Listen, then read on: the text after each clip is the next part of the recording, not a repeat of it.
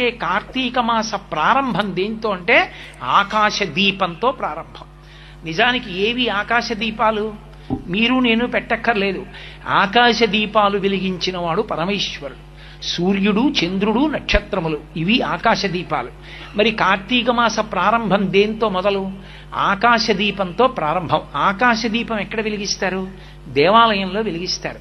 దేవాలయంలో ధ్వజస్తంభానికి తాడు కట్టి ఒక చిన్న పాత్రలో దీపం వెలిగించి గాలికి నిధనం కాకుండా రంధ్రములతో ఏర్పాటు చేసి దాన్ని జాగ్రత్తగా సమంత్రకంగా భగవంతుడి నామాలు చెప్తూ భక్తులందరూ చుట్టూ నిలబడి ఉండగా ఆ దీపాన్ని పైకెత్తుతారు.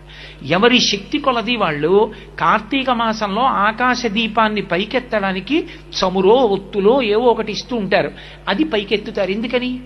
ఇప్పుడు ఆ దీపం ధ్వజస్తంభం మీద ఉండి అంతటా వెలుతురు చిమ్ముతుంది. ధ్వజస్తంభం